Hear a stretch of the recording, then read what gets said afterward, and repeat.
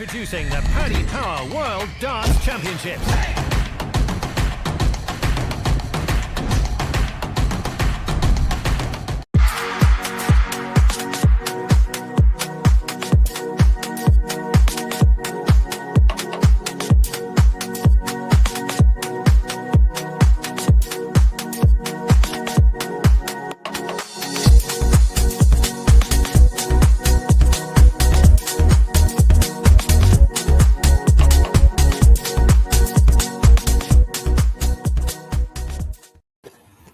Good evening and welcome to the Fallout Bar after day 15 of the 2026 Paddy Power World Darts Championship. For 15 days in, I've still nearly said the wrong thing in terms of the year. But yeah, 2026 Paddy Power World Darts Championship. Joined as ever by Mr. Colin Evans. How are we, Colin? Oh, very good, thanks. And another great day of darts. Felt like we've been really treated to some Ali Pally magic today. How are you, Cam? Yeah, not bad at all, mate. Not bad at all. Just me and you tonight. We haven't got the wonderful Mr. Dan Simpson. I assume he is probably about 12 beers deep at this point, so probably not best having him on the show this evening. And as we know, there's no sort of no real northeast influence for him today, so not one that he needs to sort of roll himself out of bed for. Like you say, really good day of darts again. I think started off with not particularly close games, but very good performances, and then sort of rolled on to some absolute crackers as sort of the day went on. So we'll get straight into it and talk about possibly the performance of the day, I think, which was Ryan Searle absolutely battering Martin Schindler. It was relatively close for about 2 legs. And then that was it, basically. And from the point where Schindler won the first leg of the second set, he didn't win another one after that, and barely even got a sniff of getting near one either. No, it was a bizarre game, really, because I think we all called it relatively close last night, and most people predicting in the comments as well called it close. I didn't envisage a 4-0, and I especially didn't envisage Martin Schindler playing poor. I don't want to take anything away from Ryan Searle, because I thought he was outstanding, but I just felt like Schindler wasn't at the races. And you'd think, first game back after a bit of a break over Christmas, you'd give it everything, but his flight from Germany probably took longer than the match, unfortunately.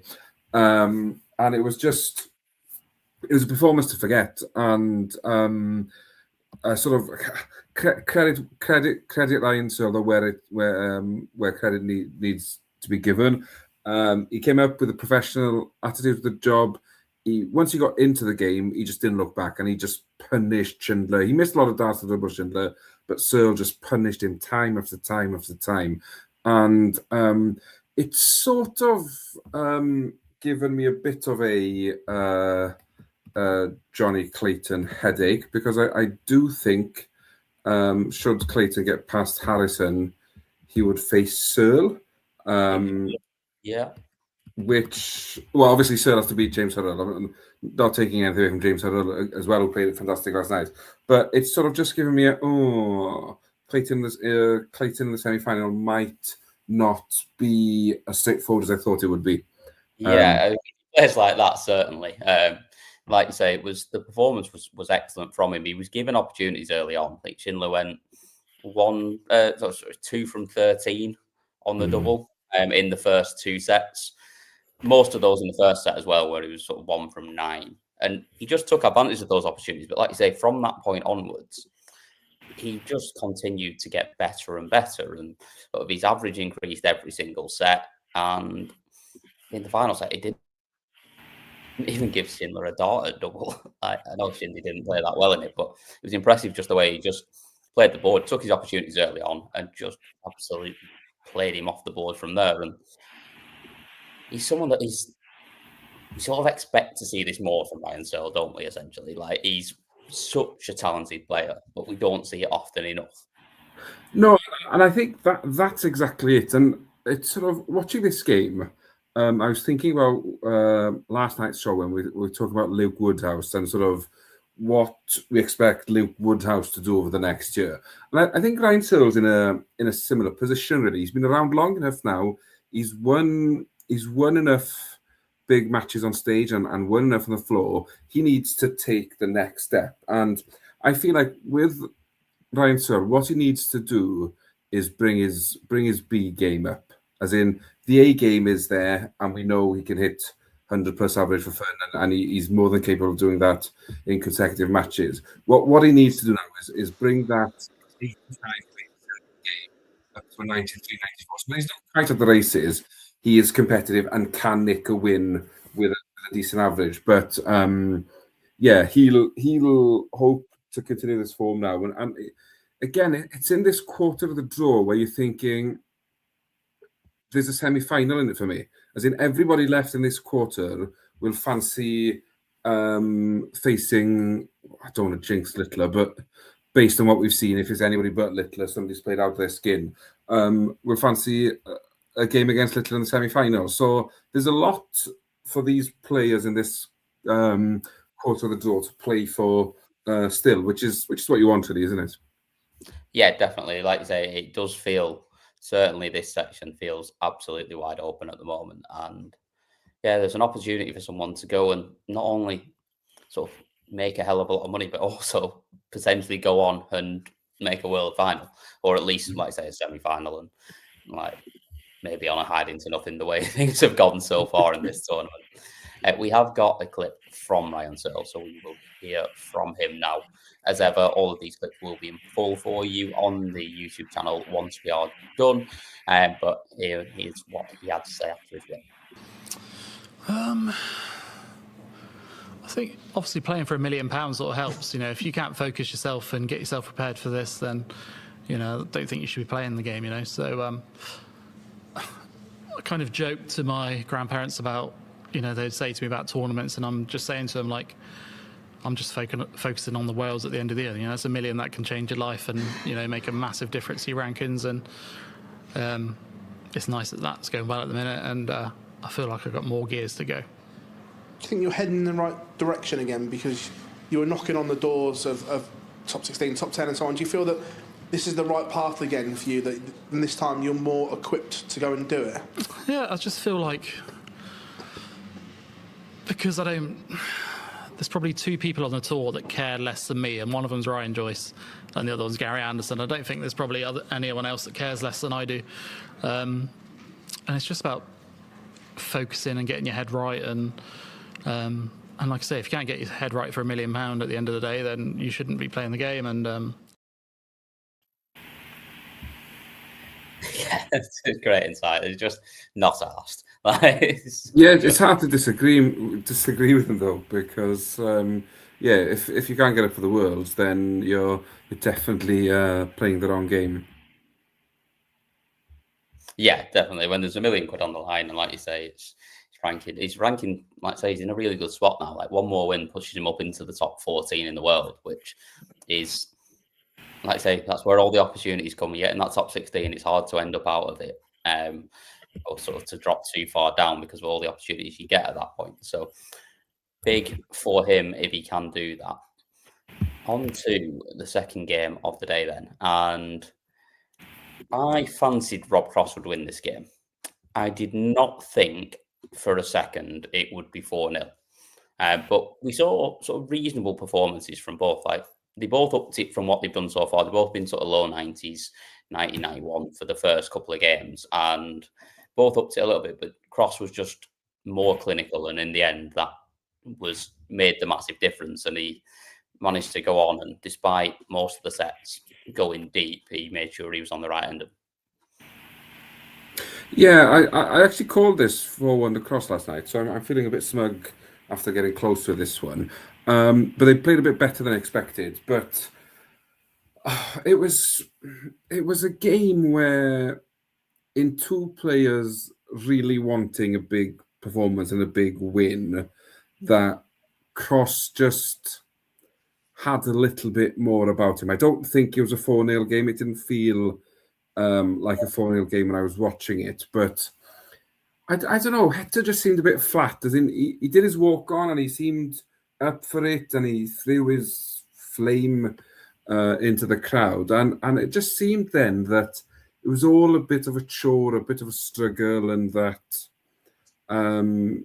he was going through the motions without really convincing me he was going to put something big in and sort of turn everything around. And to be fair to Cross, he just, I hate to use this line so early, but he just did the right thing at the right time to get over the line. And it's a huge win for Cross, I think, because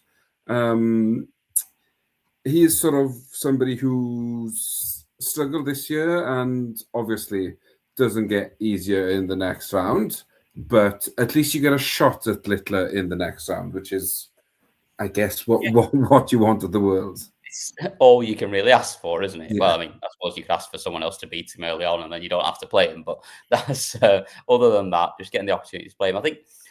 I thought there were really good signs in this from Rob Cross, and I think I've seen a couple of people sort of mentioning that it was 2 average players struggling. I think this was a pretty good performance from Rob Cross, and there were sets in there, like set 1 and set 3, where he averaged well over a ton in both of them.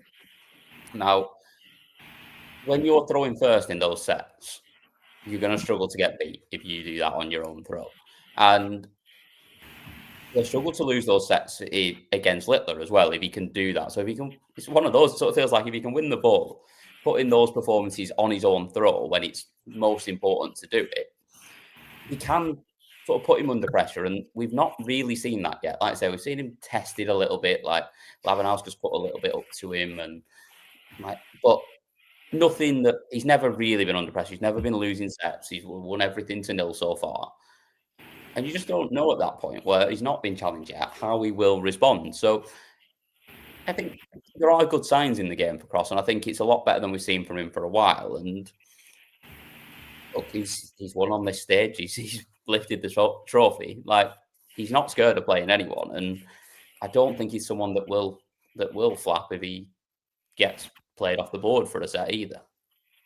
No, not at all. I do feel like if this game might have come 1 round too soon for him. I think if he could have had another game before Littler and he puts another similar performance to what we saw today, then he'd probably carry a bit more confidence into that game. But yeah, he won't be fazed by playing Littler. He knows what he's capable of on the dartboard. He hasn't shown it this year, but when he won the World Championship, nobody much was sort of saying, "Oh, I fancy Rob Cross to win the World Championship." So it's sort of a free hit because not many people would fancy him against Luke Littler in the form both players are in. But at the end of the day, he's in the last 16, and he won't admit this, but he'd probably have taken that, I think, at the start of the tournament based on how his year has gone. Yeah, definitely. I think, like you say, it's not been the best year for him, and to be in this position, definitely, like you say, basically a free hit as well. He can just go out there and sort of do what he needs to do. So, yeah, I think it's something that he would definitely have taken, and let's hear what he had to say afterwards. I think I can take the game, no shackles, no thingies, no worries. You know, if I'm going to play that, I think, look, he's fantastic. Comes from a lovely family and a lovely boy, and I would say that. But at the same time, you know, the pressure ain't on me. What's it matter? You know, Rob Cross lose to Luke Littler, who cares? You know, that's the norm. That's the norm. So I can go up there, take them shackles off, and hopefully, I get a good tune out of myself. I'm not going to put the young man down, but look, listen, when Michael was in his pump, it wouldn't have been a runaway. It wouldn't have been a runaway. Look, I think I tip me hat. Best player I've ever played, sort of for times and everything, has been Michael. Best player I've sort of played in the other bit was Phil Taylor, obviously, for the final, because he's the GOAT to me. But at the same time, I think Michael's and I think he's even expressed this. I don't want to put him down, but Michael's expressed that he isn't a player of what he was, and I think everyone understand that. I don't even want to talk about him. You put me on the subject now, haven't you? But if you put Michael at his best, or around what he done for a 3-4 year period, I still think that you'd still sit there and be a bit crazy if you told me Littler won every time. It's not like we haven't seen this stuff before. He's not wrong. Like, we do get carried away with the old recency bias of what people are doing now in front of us, but yeah, it's not wrong whatsoever. And the last time they played each other in set play, he did beat him as well at the Grand Prix last year. It was over a much shorter format and obviously double in, but there's just little signs there. He wants to take a bit of confidence from it, and like I say, it is just a free hit for him, really. Right, we've talked best performance of the day, and how good Ryan Searle was. Best game of the day. What a game this was. And to be honest, this was probably better than Ryan Searle's performance, to be fair. But Gary Anderson coming out on top 4-3 against Jermaine Wattimena.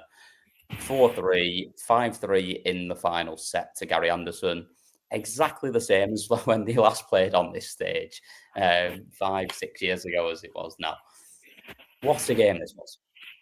Yeah, it was. And last night I sort of said, this is sort of game Wattimena loses and doesn't perform as well as he should. I'd like to take that back, because I thought whilst Gary was outstanding, I think Jermaine played his part in an absolute classic, and it was one of those games where it sort of deserved overtime. It deserved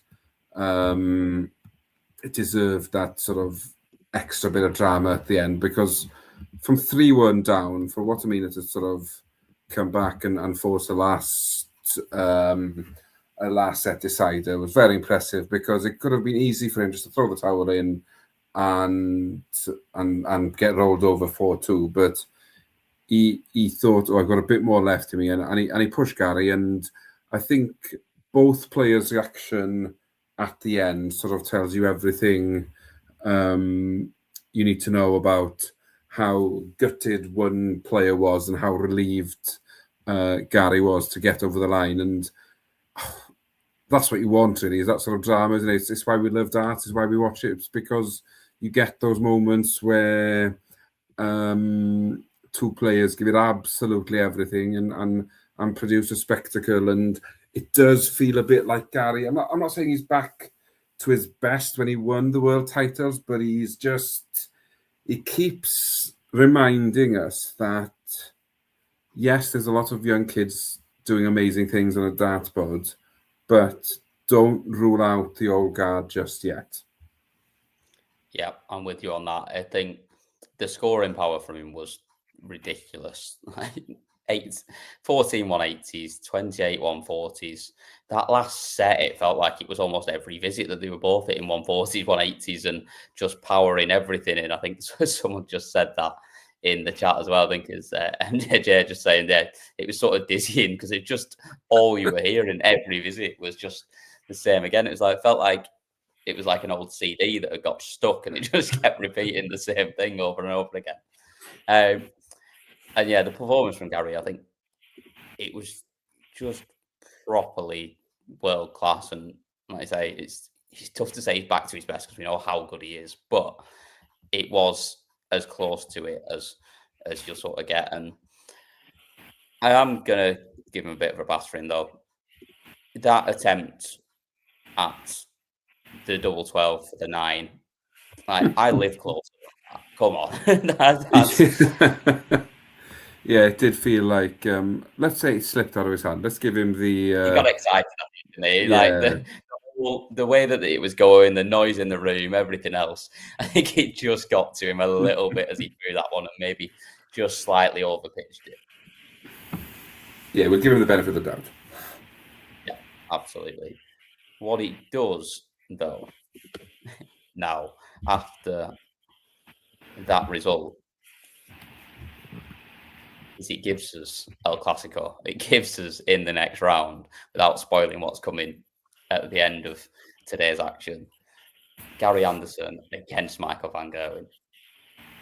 It's the dream, isn't it? Like, it's absolutely the dream. Oh, definite. And don't get me wrong, neither of them are probably are playing their best darts, and neither of them are probably threatening either Luke at the moment. But in terms of nostalgia and in terms of just pure darting greatness, to have these two play each other in the last 16 on Ali Pali stages, there'll come a time where we'll wish we had another one of these games when Gary retires or Michael says he's had enough. But I think whilst we still get to see both knocking hammer and tongs out of each other, I think we should make the most of it. And I think it could be a classic. I don't think it'll be as one-sided maybe as I'd have thought it would be maybe a year or two ago. I really think Gary's going to make a game of it, and I think it could have been. I think it will be. Sorry, a game when we come to discuss it on the Fallout Bar. We're like, that was the game of the day. Yeah, it lived up to everything. Yeah, that we I really hope. I hope I'm overselling it here because I really wanted to be an absolute belter. Yeah, I think it is one of those though. When we're looking at it, like they are both playing better in this tournament than we've seen from them on a big stage for quite a while as well, and they both look closer to the best than they've looked for a while when it comes to the big events. So hopefully we do see that. Let's have a listen to what Gary had to say when he spoke to Phil afterwards. I can still play. It's whether I want to or not. You know, that's the thing. I've got. We say it before everyone goes off darts, but I've got a lot going on. You know, I've got businesses and that. I've got young kids. Now Ty's playing darts, so my life's done. That's it. It's going to, I think, revolve around darts for the next, well, as long as I live now, with Ty playing. But it still gives me a buzz to play. If Luke Humphries, Luke Littler and Reggie had put in two performances like that, we'd all be waxing lyrical. But you keep playing this down. This is championship winning form and numbers that you're putting in. When are you going to start believing that the third world title could be there? Phil, I don't care. I keep telling you, I don't care. Let the youngsters do it. I'm just here to cause a headache. Right? I like that. I like playing them. You know, if somebody says it was donkeys ago. You know, all I wanted to play was Phil Taylor, Ronnie Baxter, players like that. You know, Kevin Painter, and you know what I managed to do over the years. You know, I played Luke Littler Grand Slam last year. I'm still kicking myself about that one. You know, I could have, but could have, should have, would have. But no, but well, yeah, talk about them. They're the two best players on the planet. End of. So of course you're going to talk about them. He definitely cares. I'm just not having it. He clearly cares. Like, you can't get up there and play to the level that he is doing without giving a shit. No, that's it. And I think he's a bit of a realist in the fact that both Lukes are the two best players on the planet. But I also love the way he underplays himself and just says, "I'm here to have fun. I don't care if I win or not." If he didn't care if he won or not, he wouldn't have been so relieved to have got past Jermaine Wattimena in extra time this afternoon. As in, I think. If you didn't care, you don't win that game. When Jermaine's sort of firing it back at you and you're at 3 apiece, you're not going and winning the last two legs at that point to win it if you're not bothered. No, so I think obviously he cares, and I think he just loves playing himself down and deflects the pressure onto the other two. I think the problem is with both Lukes, they handle pressure so well. Hearing Gary Anderson say that doesn't bother them, and it probably gives them a bit of fire in their bellies. So. I think he's got a romantic love affair with Ali Pali. The crowd love him. Everybody at home loves him, and I think it's just such a joy to see him playing so well again, because there was obviously a concern that maybe his best days were past him, but he's just sort of bounced back and is sort of is getting back to his best, and long may it continue, if you ask me. Absolutely. The longer he wants to go on for, the better it is for darts. Definite. into the evening session then, and we started off with Jan van Veen up against Maros Razma. I think this one kind of went how we all really expected it to. Like, Maros played all right, probably dipped a little bit from what he's played earlier on in the tournament, and Jan just was pretty comfortable, to be honest, and kept him at arm's length throughout. Yeah, it was funny. As in watching this game, I was thinking to myself, "Oh, so this afternoon went a bit crazy with how the results went, but then this evening, sort of, especially this game, went as expected, I think, and nothing against Razma, but it felt like he probably played to the level I expected him to play at, and then Jan van Veen, you just knew he'd be better. How much better would depend on how well he needed to play, and it felt like he had gears in him. He got the job done, and had he needed to find another 3, 4, 5 points on his average, I think he would have. But again, Razma's a tricky customer, and he always finds himself into sort of second, third round of these tournaments, and he causes a bit of a headache. But tonight, I don't know, just didn't quite go for him, and maybe Van Veen putting him under pressure from the off doesn't help him, because he didn't really settle into the game until the fourth set when he won that set, really. Yeah, no, I think I'm with you on that, and I think that was probably what was most impressive for me from Jan, in that he did dip off massively in that fourth set, and it was pretty poor from him, to be honest, to get whitewashed in that set, averaging sort of like low 80s. It was not what we expect from him, but the way that he managed to flick it back on again straight away in the next set and run through it over 100 average, 3 out of 4 on his doubles, and win it 3-0 and just wrap it up before anything got sort of dangerous was impressive from him, that he was able to do that when he needed to. And I think that's what I like about Van Veen. And it's more obvious in set play, is that he can switch it off. As in, if he does get a bad patch in a game, and he probably does it in legs, say if he loses a mini session 3-2, 4-1, he goes off stage, he comes back on, and he's a different player, and he's got that ability to sort of forget quite easily about a bad patch. So yeah, when he came back on then in that fifth set and rattled it off so quickly, I wasn't surprised, because I just feel like he's got that ability to sort of just move on quickly and not overthink and just get on with the game.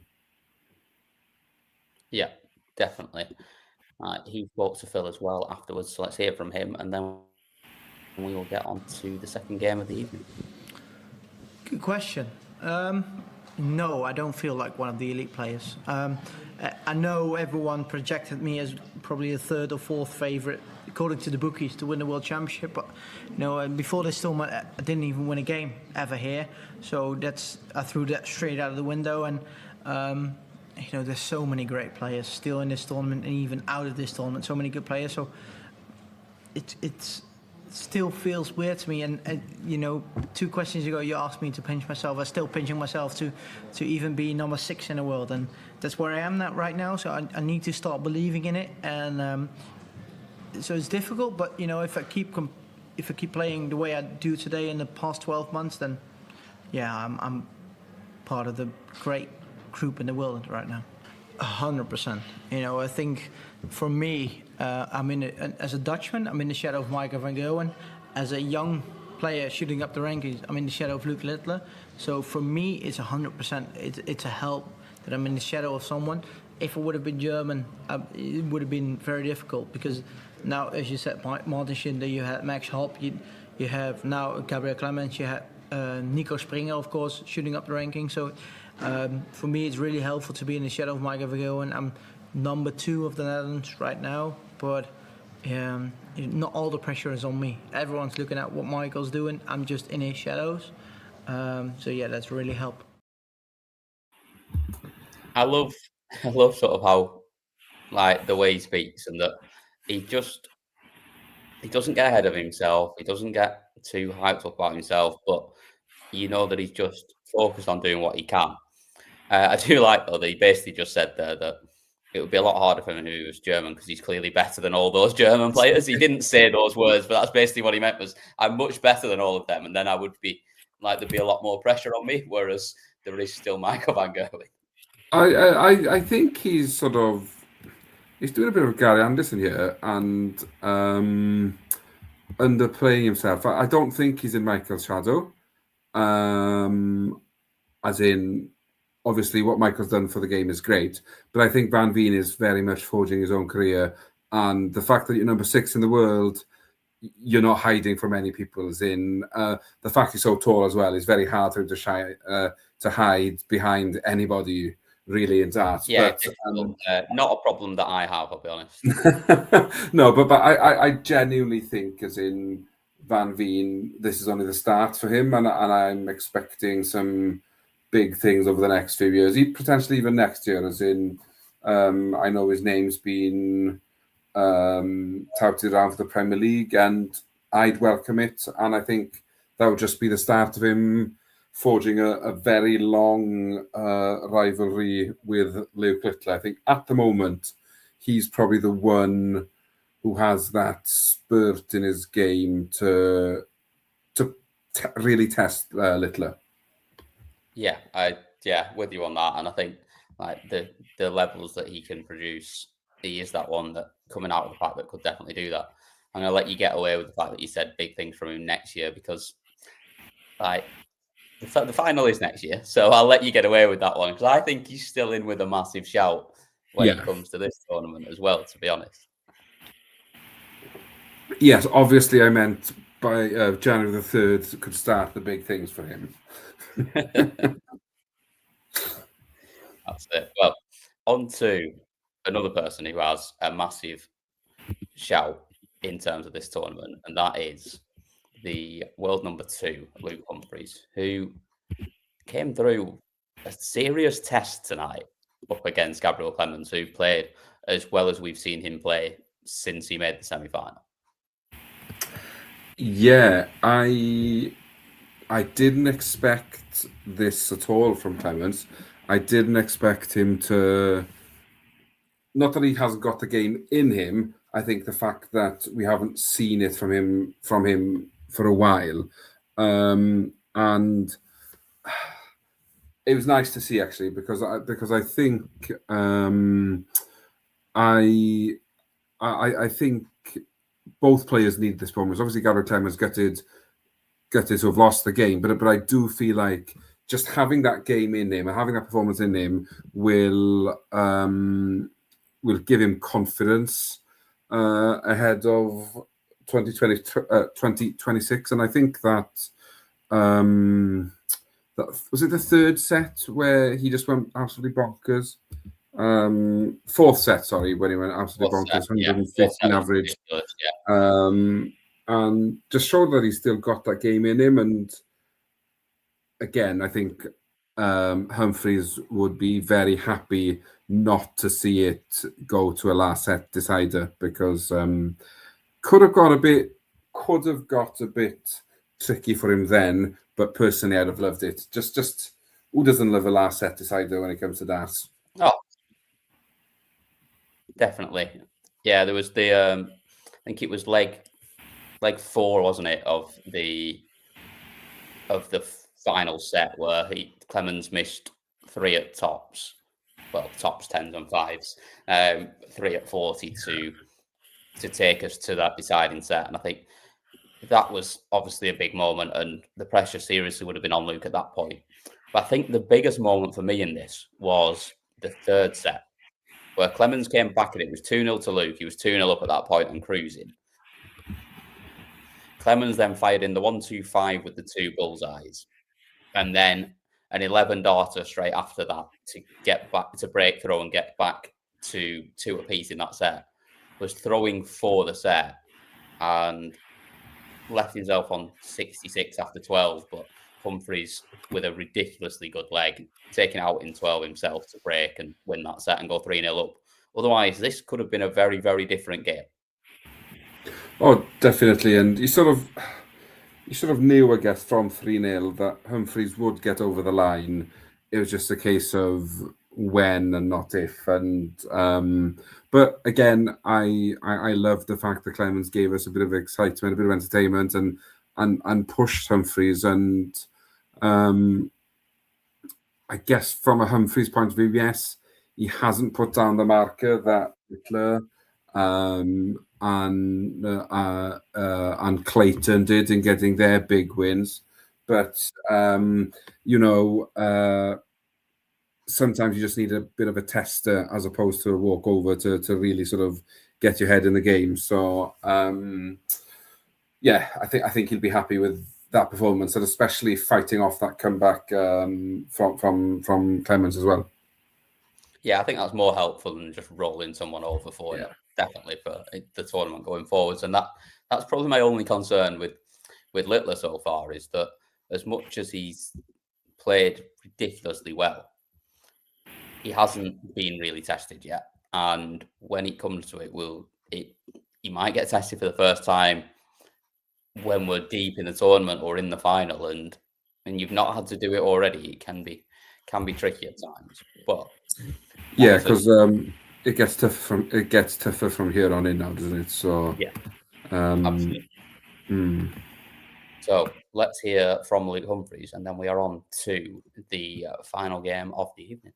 Yeah, of course. It's said in jest a little bit because of the fact of who come to this tournament saying they're going to lose it. If you do, then there's no point being here.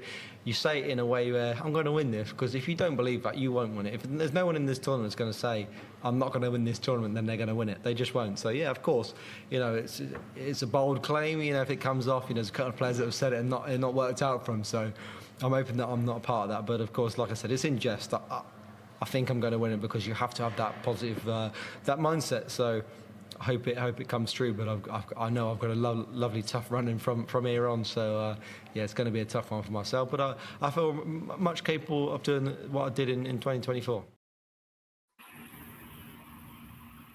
Yeah, I think there's not really a lot to say on that. He knows why he's there. He knows what he can do. He's done it before, and he's still confident that he can do it. So yeah, we will move swiftly on from that. He's too sensible in these interviews. You want him to say something rogue. Give us something to talk about, Luke, not just be intelligent. I know, but I do like listening to him, and I'm glad that none of it's like no fake, like prancing around and giving it too much of the big one when he don't feel that way. Just focused on what he's doing. All what's to say. We are assuming that other players are good enough to beat him if that happens. That is a fair point with Littler, that you've still got to be able to step up and put him under that pressure, which, like I say, no one has done so far. So that is a very good point that you do make there. Final game of the night, and this was, I think, once again, a solid performance from Arno Merck. But he just wasn't able to put MVG under enough pressure, because MVG came, he was up for it, he played well. Got a set on the board, which is good to see. I think that was my little tip for the evening in our darts team group, that I fancied all of the games. There would be no whitewashes in this evening session, despite them being sort of, the winners were going to be who the winners were, but I fancied that all of the underdogs were playing well enough to get sets on the board, which we saw. And yeah, I just thought it was solid from Van Gogh. And again, it's not his best level, but it's very, very good again from him. And he looks less flappable and less beatable than he's looked for a long, long time. Yes, and what I felt from MVG tonight was that he wouldn't suffer the same fate as Wright and Hybrex. He wasn't going to slip up in what could have been a bit of a banana skin match. Arno Merck, I feel like he's maintained his level throughout pretty much. I don't think his averages have changed much. And MVG just did not get dragged into any of the nonsense on any of potential hiccups that you can get in a game like this. What MVG did, though, is he pulled his socks up at the right time and won legs to stop it getting a bit messy. I think there was that one set where he won the last leg of the set. Was it the fourth set? I think, wasn't it? No, it wasn't the fourth set. There were no last legs in set. Sorry, I've lost. You've invented something in your head here. Yes, but I have. I think you are talking about the fourth set where he was under a little bit of pressure in that set, although it didn't go all the way to the end. There was an opportunity for him to potentially lose that set, I think. Yes, he could have gone 2-1 down, lost his throw, and Merck throwing to make it 2-2 at that point. But yeah, I just thought, yes, Michael will have to play better as the tournament goes on. But again, it's doing what you have to in a tournament like this to get through. That's what you've got to do. You just got to win the games. And there's no prize for hitting 110 average in round 3. That doesn't win you the tournament. It's just that's it. It's all well and good talking about people looking great and Little looking fantastic, but at the end of the day, all that matters at this stage is just getting through the game. In every game, even in the final, all you have to do is win it. You don't have to do anything ridiculous to win it. No, exactly. You don't need 9 darters. You don't need 170s, although we've had 10 of them already this tournament. They're going in. It's like people just picking off double 8s. They're going in that easily. Yeah, exactly. Yeah. You don't need any of that. All you have to do is just win more sets than your opponent. And that is what Van Gerwen's done an excellent job of so far without doing anything too flashy. He's still kind of under the radar a little bit, as much as Mike Van Gerwen can ever be under the radar. He's never going to completely be just because of who he is, but he's just doing enough without putting any pressure on himself. Yeah, it felt a bit like, though, this evening that Arno, for the first time, played the opponent more than the board. And I don't know if it's because of what Michael's done in the game or whatever, but it felt like, and don't get me wrong, Peter Wright played much poorer than MVG, so it wasn't as much of an issue for him there. But it did feel like there were a few shots he missed where I don't think he'd have missed them in the first 2 rounds. And it just felt like he knew he was playing MVG and sort of a bit like Menzel against Luke Littler, enjoying the occasion maybe more than expecting the win. Yeah, I think certainly sort of the start of the first set, the scoring was not there whatsoever, and he was very much a bit sort of all over the place for the first couple of legs. And it just took him time to warm into it a little bit, but I think that's also the factor.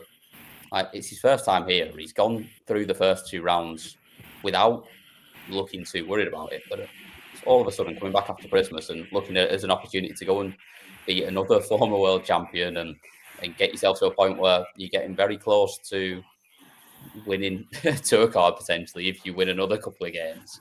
I think, it was probably that build up, that break over Christmas.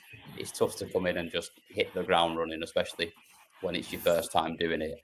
But I still think it's been a very, very successful Worlds for him, and he's someone that I think we'll see a lot more of going forwards, potentially in a couple of weeks' time when it comes to Q School. I hope so. I really hope he goes to Q School and gets his tour card, because he's been a bit of a breath of fresh air, I feel. I know he's been around the game for a long time, but it's sort of certainly the most I've seen of him, and I think he'd be a good addition. And it sort of shows the strength of German darts as well, really, doesn't it? As in, I know they've had a day to forget today, but yeah, I mean, we know they're not as good as Jan van Veen, as you mentioned, but other than that, very, very strong. Yeah, so there are four Germans in the World Championship, and it just shows there is that strength in no, they had 5. I apologise. They had 5 because they had Lucas Vennig as well. I apologise. Yeah. So shows that it feels that long ago since he played that I'd forgotten he was there. That's it. It feels like pre-Christmas was a different tournament.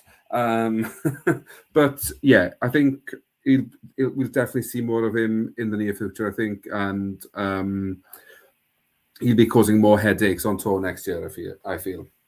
Yeah, definitely. I am with you on that one. We have not yet got a clip from Michael Van Gerwen.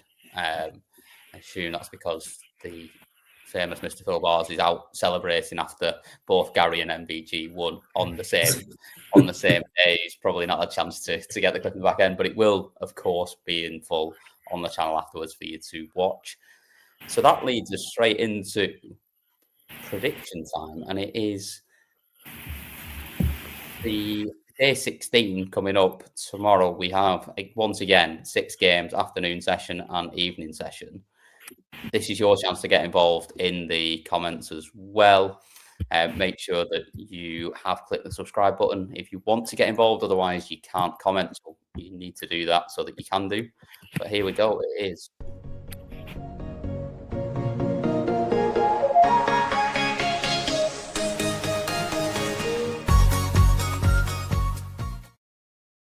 Prediction time. There we go. We got a lovely new graphic. Didn't know about that. I know, yeah, I snuck that in on you there. That's a lovely. Yeah. So we start off then tomorrow afternoon. Bob's gone early there. Bob's gone very early by saying that there's been no Rob Owen mention. We start off with Justin Hood up against Ryan Meikle. This is, well, you know exactly what it is.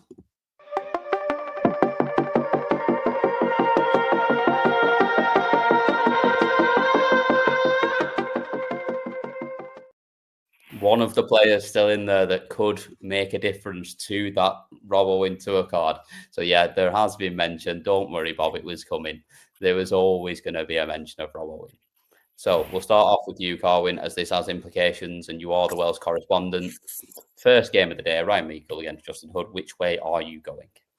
I think tomorrow we say goodbye to Super Mario. I think on tour. I think. How could I say you? What's happening to him? I feel like Hood, the way he's played so far, I think he wins comfortably. The only thing tomorrow now is obviously there is that getting into the top 64 conversation, not mindset in his game. So, but I think he's too strong for Meikle. I think.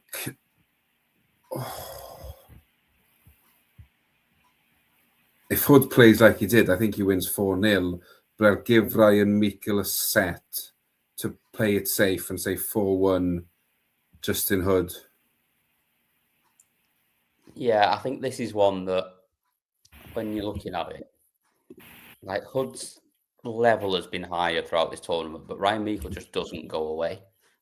He hangs around, he wins legs, and he just makes it difficult for you to beat him.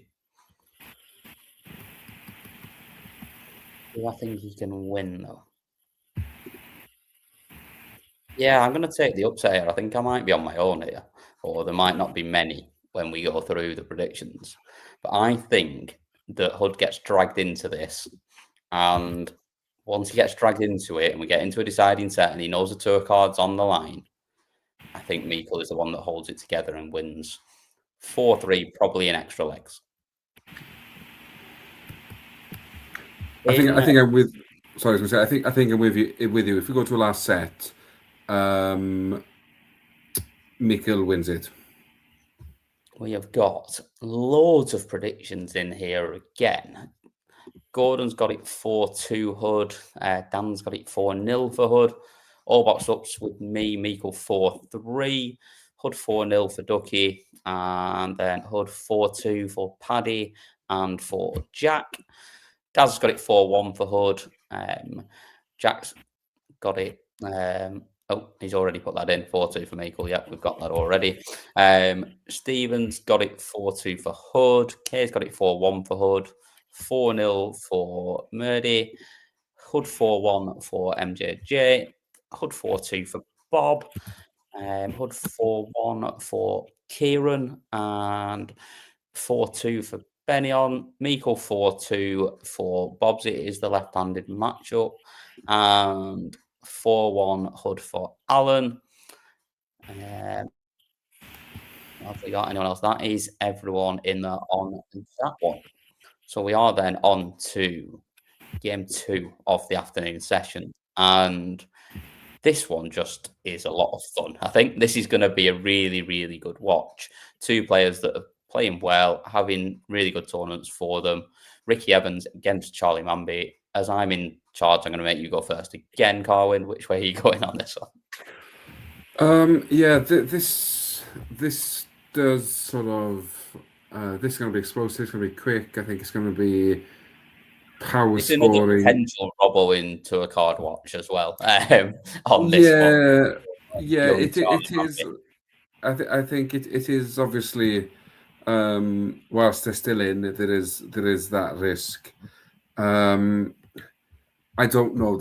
As in, I've loved seeing Manby on the stage. I think he's looked at home, and I think we'll see plenty more of him on stage. There's something about Ricky Evans this year, and I know we went through personal tragedy, and it's been a really tough year off the hockey for him. But I do feel like that sort of given him energy on the hockey, and I feel like end of 2025, start of 2026 is going to be a huge in terms of Ricky Evans' career, and that he goes from being the almost man to the man that can make it. And I think he wins tomorrow 4-2. 4-2 for you for Rapid Ricky Evans. I think I'm going to go the other way. And I don't like picking against Ricky because just a nice bloke and he's fun to watch. And the more we see of him at this tournament, the better for the tournament. And if he could carry on going through the rounds, I would be very, very happy. But I just think we've seen a slightly better level from Charlie Manby. And I think that he will continue that. And he'll put Ricky under pressure. And when it comes down to it, I just don't think Manby will fold. It doesn't seem like anything phases him. So I think he gets over the line. I think he wins 4-2. In the chat room, we have a million predictions again here. How many have we got? We have got loads. Benion's got it Evans 4-1. Ducky and has got it 4-2 for Manby. Allbots Up's got it 4-2 for Ricky, as has Kieran. And Jack, Evans 4-3 for Paddy. Manby 4-3 for Gordon. Dan has got it 4-3 for Evans. Bob's got it 4-2 for Evans. Alan's got it 4-2 for Manby. Evans 4-3 for Kay. 4-1 Evans for Daz. 4-3 Evans, last leg win for Stephen, going all the way again after going a long, long way in his last game as well. He'll be absolutely knackered.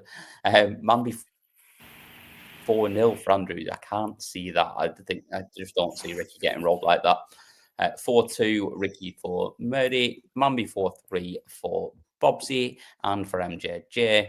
And I think that is everyone on that one. Pretty split. I think just leaning towards Ricky Evans in the chat there, but again, just feels like a really, really good game. And so does this next one. Nathan Aspinall up against Kevin Dukes in the third game of the afternoon session. Headlining the afternoon session, as he should headline every session that he plays in, is Nathan Aspinall. Which way are you going, Colin?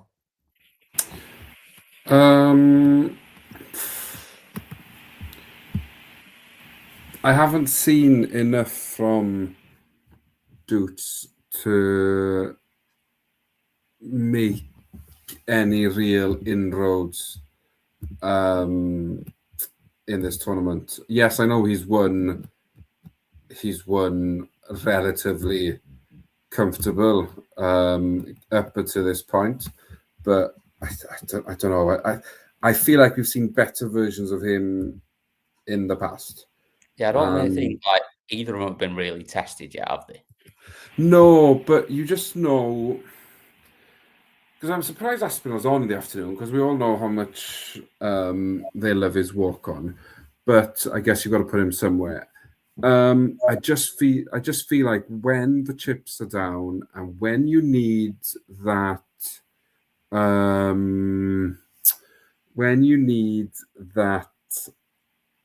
performance, he finds a way, and I think that's what this game is tomorrow, because I think whoever wins this gets a real go at Humphreys. And I just think Aspinall will fancy that a bit more. So I think Aspinall wins last setter, 4-3 Aspinall. Yeah. Double Trouble mentioning about recited health issues. Yeah, it was brain aneurysm. I misheard him as we listened to the clip last night. I thought he said heart, but he clearly said head. A lot of heart and head goes on this channel as it is anyway, as when we're picking our predictions. So maybe that added to the confusion. One thing I didn't expect looking at this game for predicting it, Kevin Dukes has won his last 5 on the bounce against Nathan Aspinall, which was not a stat I expected to see. They played 6 times. Aspinall won the first meeting back in 2021 and hasn't beaten Kevin Dukes since, which surprised me. And it's not going to change my pick. I think that ends that run tomorrow, and I think Nathan Aspinall wins. I think Dukes will push him, though. I think we see them both properly tested here, and it goes 4-3, but Aspinall gets over the line. Just if it's any consolation, form was out the window. Clayton had never beaten Niall Zonneveld until yesterday, so form. Yeah, exactly. Right, on to the predictions in the chat room. We have got Alan is with me, 4-3 for the Asp. Orbot's up to it 4-1 Asp, as is Paddy. Ducky and Kay have both got it 4-2 for Asp. Kieran and Bob both got it 4-1 for Asp. 4-0 Asp for Bobsy. 4-2 Asp for Benyon and Gordon. And then we've got a long list of 4-1s here. Dan Lucas, Stephen, Jack, and Andrew have all got it 4-1. MJJ's got it 4-0 for us. Daz has got it 4-2 with either a 9 dart at 170 and the most 180s. That fair play. And if that lands, we'll all be very, very happy. Bob's also saying 9 darter from Aspinall. He has been the one for hitting them this year, to be honest, especially on tour. He's been firing him for fun. Murdy's got it 4-2 for Asp. And MJJ changed it to 4-2 for us. And yeah, that is all your predictions. That means not a single person, either from us or from the chat room, has picked Kevin Dukes to win this, which means he probably wins 4-0, because that is how it works. On to the evening session, and we start off with what could be an absolute belter between Josh Rock and Callan Ridds. I'll go first this time. You went first in the afternoon sessions. I'll jump in first for the evening session. We'll mix it up a little bit and make it fun. Callan's gonna be up for this. He's obviously had a lot go on. Obviously, massive sort of like sympathies to him losing his grandfather over Christmas. It's an awful time. Well, it's never a nice time of year to lose someone, but awful at this time of year as well, when it's meant to be a happy and fun time of the year, and he's playing in the Worlds and winning games on the stage. It's not what you want to have to go through, but I think that will just, he's got something to be playing for. He put a lovely picture on of his granddad in hospital, I think it was, watching his game on the iPad as well. So I think he'll be playing for something here, and I fancied Josh Rock to have a good run in this. I think I actually picked him to win the tournament on the Live Lounge Live, which I'm now going the other way. Callan Ridds beats Josh Rock, and he wins this game 4-2. My concern for Callan is that he's an emotional player anyway, and he wears his heart on his sleeve, and he gives darts everything, and we've seen the tears when things haven't gone his way. And I think because of that, and obviously he'll want to desperately win as a memory for his grandfather, and he'll want to give it everything. But I fear that the emotion might get too much for him, and that he doesn't perform to the best of his ability, and I think it gets to him a bit, and I think we see him tail off towards the end, and I actually think the pace of the game might get to him, because obviously Rock will be bang bang bang. Riz is a fast player as well, but I think Rock's that bit faster, and I just think the pace gets to him and he gets lost in the emotion. Too quick, if anything, yeah. Yeah, and I think he gets lost in the emotion of the game, and I think, unfortunately, it's a 4-1 win for Rock is how is how I'm seeing it. Although I'd love it, as I always do, to be a 7-set thriller, but I feel like it's going to be a 4-1 Rock. Yeah, I wouldn't be surprised either way, to be honest, on this game. I think whatever we see, I look at it and go, yep, I could see that outcome. Yeah, definitely. In the chat room, we have got Alan has got it 4-2 for Rock. Jack's got it 4-3 Rids. Gordon 4-2 Rock. 4-1 Rock for all boxed up. 4-2 Rock for Dan Lucas. Rids 4-3 for Ducky. 4-2 Rock for Paddy and Kay. Rock 4-3 with a 9 darter. We've got 9 darters galore tomorrow, according to the chat room, which is what we love to see. Rock 4-2 for Kieran. 4-3 Rids for anyone. Basically, anyone picking Rids has gone 4-3 at this point, other than me. Rock 4-3 for MJJ. Sudden Death Legs Rock 4-3 for Daz. Double Troubles with you at Rock 4-1. Rids 4-3 again for Bob Just Bob. 4-2 Rock for Andrew. Murdy's got it 4-3 Rock in the 11th leg. He's got it going all the way as well. And then we've also got 4-1 Rock for. Oh, yeah. So that is first game of the evening out the way. Up next, star of the show from today, Mr. Ryan Searle takes on James Hurrell. Now, Hurrell has been excellent so far in this tournament, and beaten Stoke Bunch, which was, let's be honest, a little bit of a gimme. He's beaten Dirk van Dijvenbode, which certainly was not a gimme, and he's beaten Stephen Bunting, which again, not a gimme whatsoever. And he's performed really well in all of these games. Can he continue it up against Ryan Searle, who was fantastic today? I just think Searle will get on a run again. I think it's good that he's playing again the day afterwards, straight back in. I think we will see him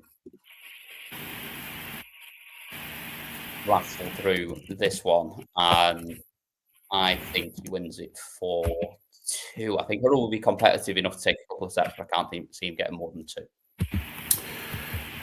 Yeah, so start of the 4th round, isn't it? This is where it gets exciting. Still best of 7. Oh, can he do it again?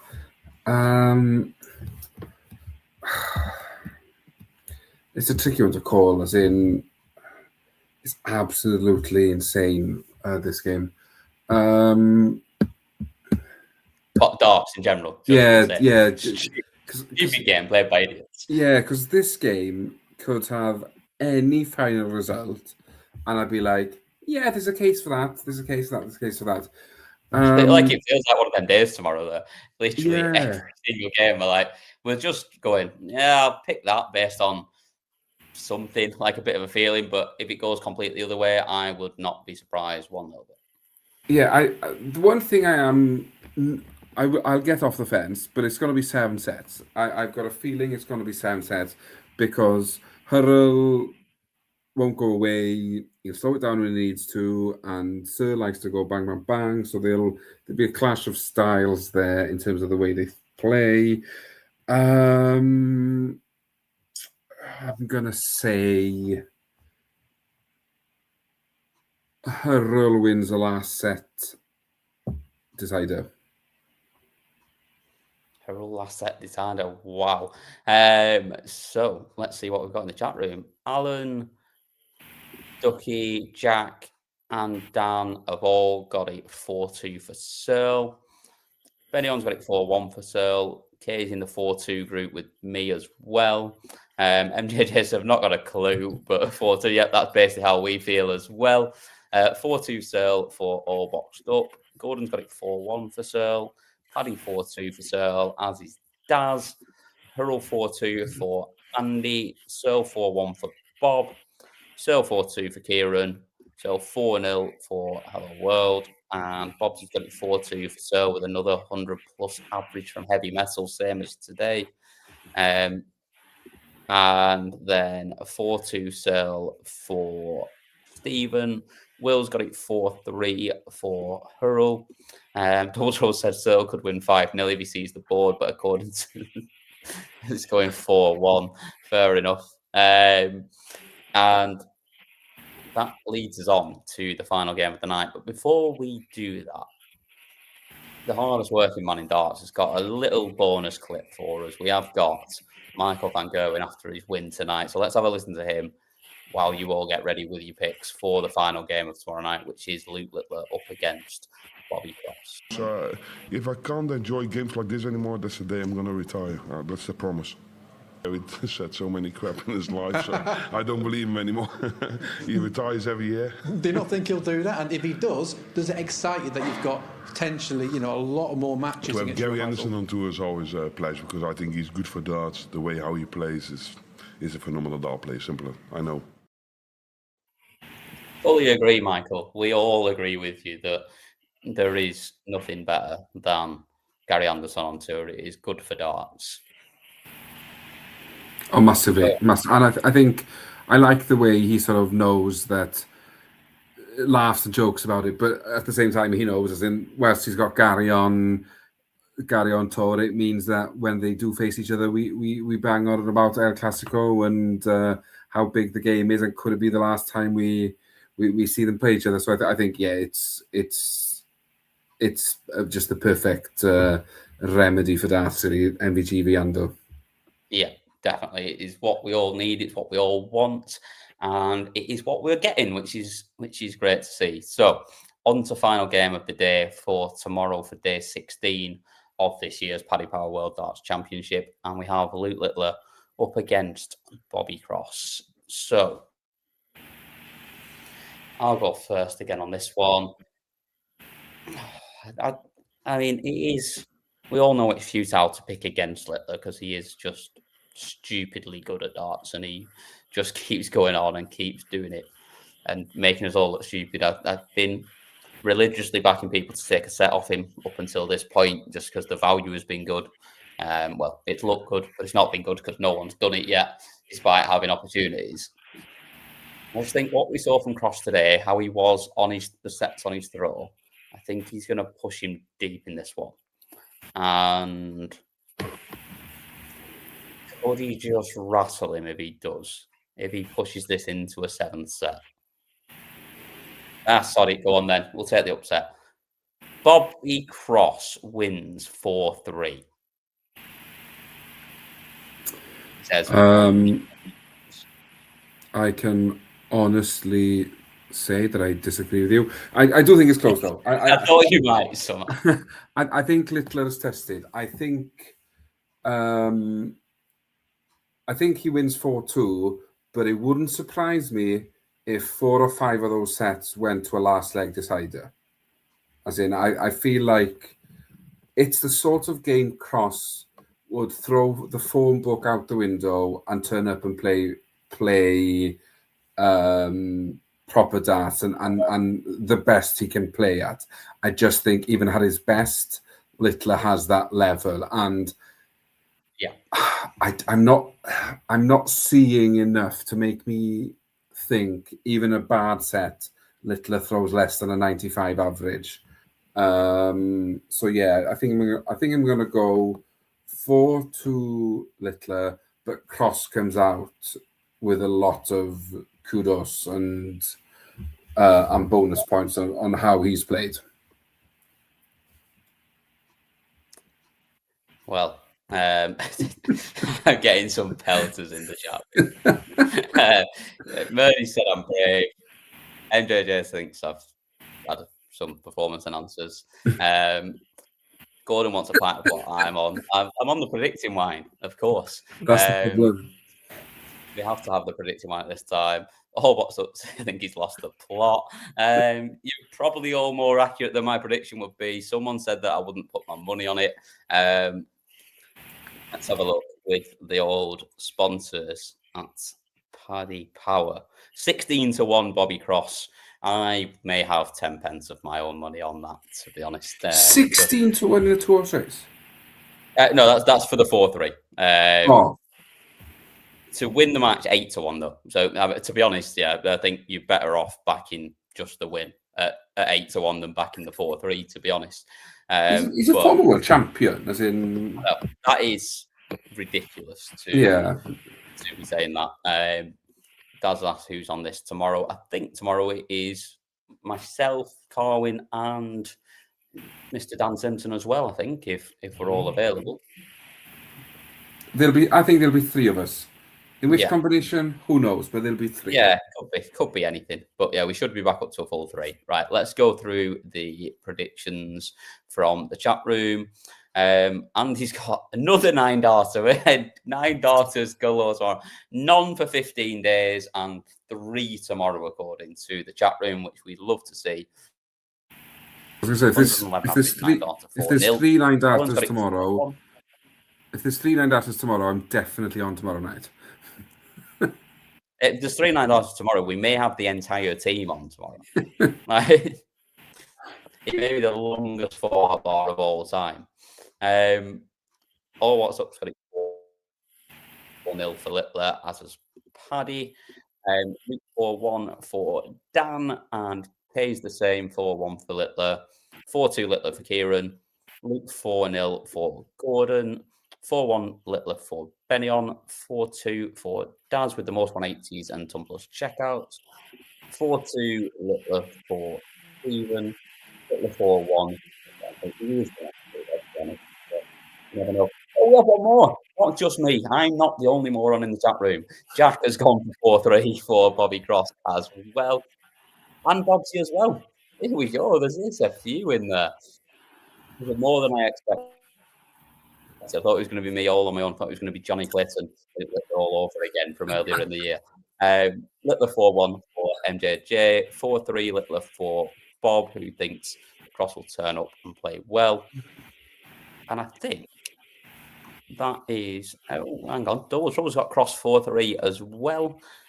There's a few 4-3 Bobby Crosses in there. Littler 4-1 for Will. And then Gordon says if the 3-9 darters, he'll come on as well. Fair enough. I think we'll just basically make it an open forum tomorrow. We'll just open the floodgates and let whoever wants on to join if there's 3 tomorrow. Yeah, Gordon for day 15. Gordon will have to do his Russ Bray impression if we do get him on, because I happen to know Gordon and he does a very good Russ Bray impression. So yeah, I'm more than happy to have a bit of that. So that is us done for day 15, and another cracking day in the books. Like I say, get yourself over to the YouTube channel after this. Watch all of the interviews in full with the winners from today. But thank you very much for joining us. Thank you for being part of it, as always. I've been Cam McFarlane. That's been Carwin Evans. And we will see you all tomorrow when we will do it all once again. Introducing the Paddy Power World Darts Championship.